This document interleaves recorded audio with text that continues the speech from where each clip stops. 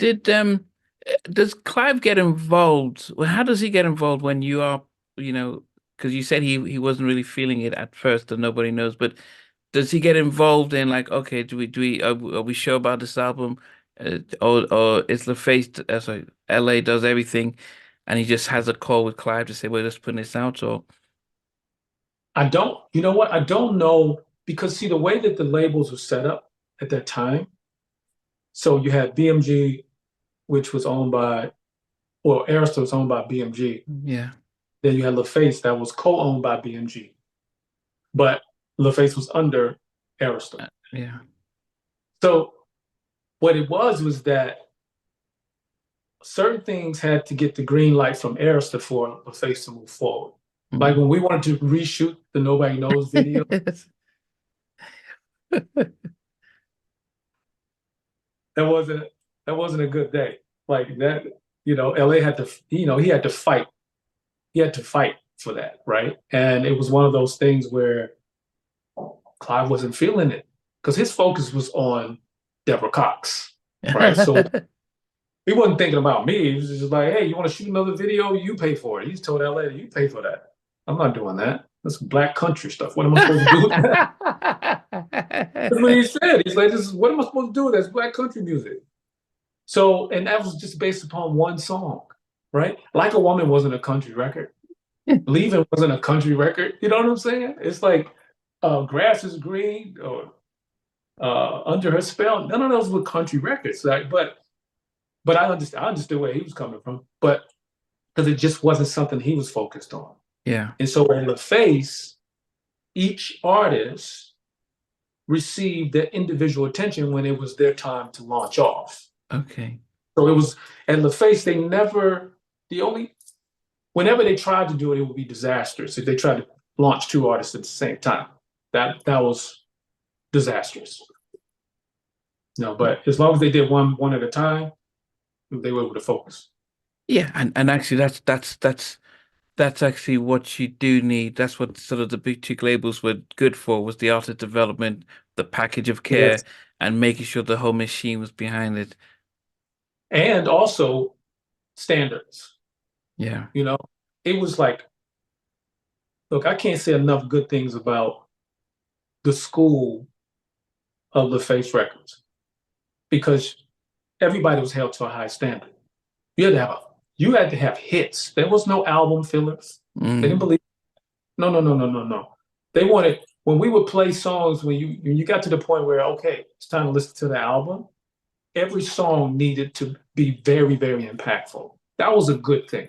When it came down to the production level, we had extremely high standards of record making. Mm. So you just couldn't get away with it, and it's things that you can't like undo or forget. It's just what it is. It's just like my brother taught me a lot about song structure and harmonies and things like that. Being at LaFace in that era, I learned how to fine tune my production.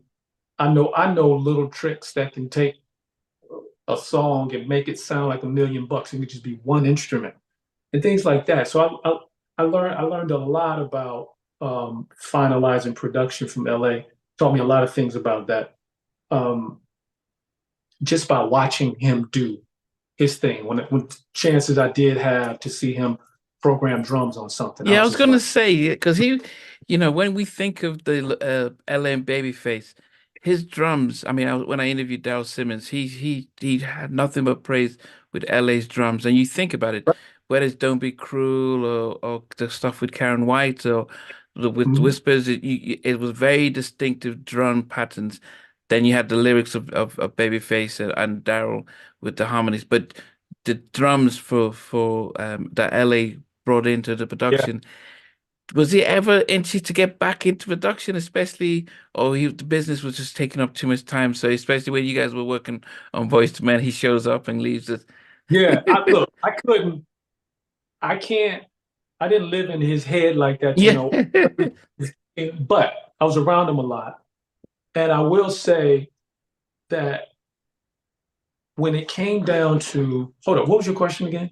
No, but the fact that you worked with him and because you talked about what you learned from him, the production side, did he Oh, we ever? saw the drums. Yeah, but did he ever feel like he wanted to? Did you ever feel as if he wanted to get back into? Because he could make records, but he was a business Yeah, guy. but you know what? This is what I will say. He was sort of like weaning himself off of it. Okay. So the time that he spent in studio when I was producing Boys to Men, and the time he spent in studio when I was producing Tony? Tony Braxton, Mm. and then there was a time we produced a record on um, Elton John and Sounds of Blackness. All right, Wow. that was like those were the only times he was actually in the studio like that. Like for let's say for Boys to Men, the song I Sit Away and I did on Boys to Men.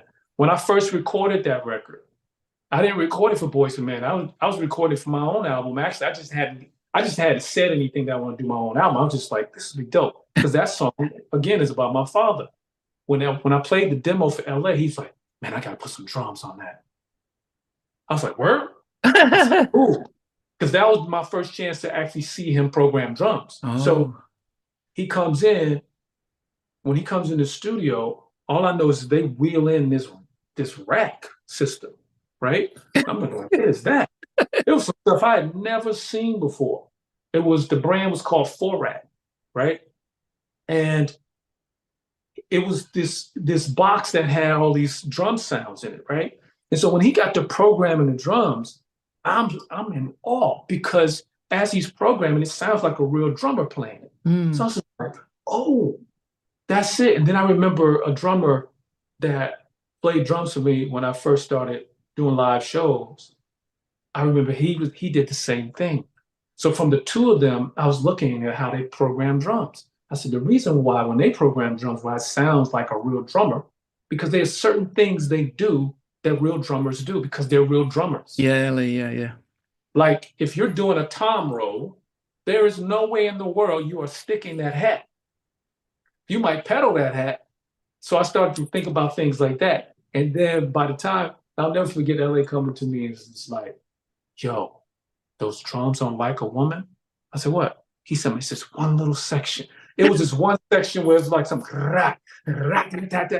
He loved that because he's a drummer, right? So he Yeah. listens to in that way. And it's funny because at some point I got this drummer and like I want to say from my third album on, I started programming more closely to how he played.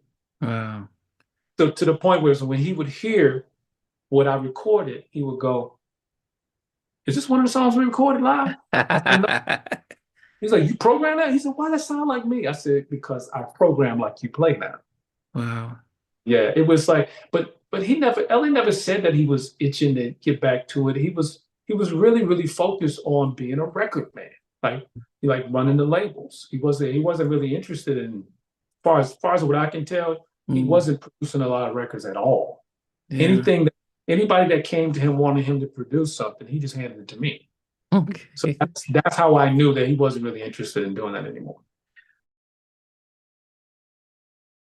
Hey guys, thanks for watching. Thanks for being a part of Halftime Chat. Please remember to subscribe, share, and comment. But most importantly, why don't you become a member of Halftime Chat? We've got amazing videos, amazing perks, and being able to support the channel. But anyway, thanks for watching. Take care. I never participated in that category. And somewhere in between us for even loving us, on which I did miss you. What was it like growing up? She's still making an impact on 4 houses down. I have a pieces. trying to get this one and that one. That works for you, but just for me, No. Okay, you okay? Yep. They don't understand what Jonas' voice is winning all spirits. Play it. And all these guys, they all work together. I mean, I love all different genres.